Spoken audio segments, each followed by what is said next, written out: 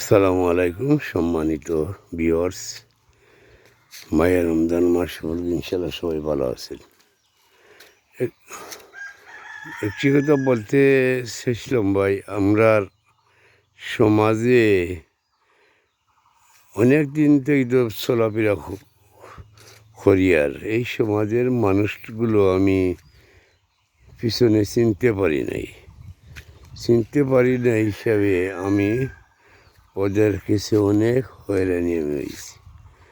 কারণ হইল আমাদের দেশের মানুষ চিনাটা হইল সবচেয়ে বড়। কিছু সংখ্যা মানুষের কারণে আজকে আমি অনেক হয়রানি হয়েছি। এটা তো কারার থেকে হয়েছি যারা রে সারাটা জীবন আমি এবং 17 বছর আওয়ামী লীগের রাজনীতিক যাই টুকটাক করিয়া গেছি, কিন্তু ওদেরকে ডাক না দিয়ে নিজে ওদেরকে সেভ করে রাখতাম।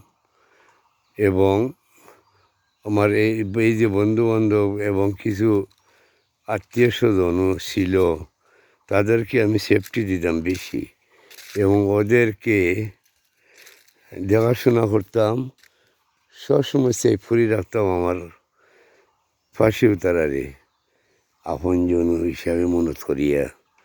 আজকে দেখা যার এই মানুষগুলা থেকে আমি অনেক কষ্ট ভোগ পাইলাম এবং তাদের কাছ থেকে কোনো মানবতা পাইলাম না। 5 আগস্টের পর থেকে কোনো মানবতা পাইলাম না, জাস্ট পাইলাম তাদের স্বার্থ এবং তাদের ক্ষতির জিনিসটা বেশি আমার পক্ষে তারা করছে, কিন্তু বালা কাজ তারা খুব কম করছে।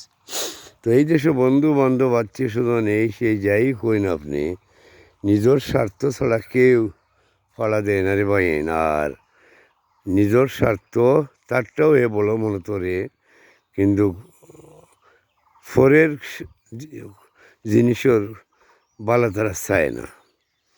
তো এই দেশে যারাই বেশি ভালোবাসবেন, যারাই বেশি খান্দাত রাখবেন, সেই আপনার ক্ষতি করব, সেই আপনার ধ্বংস করার চেষ্টা করব।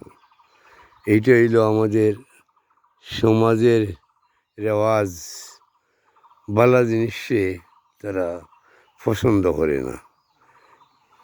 তো আমি এইটাও বলতে চাই যেন দয়া করিয়া যারাও ক্ষতির চিন্তা করবেন না, চেষ্টা করবেন একজন মানুষের ভালো করা লাগে। তো ভালো থাকেন, সুস্থ থাকেন। আসসালামু আলাইকুম।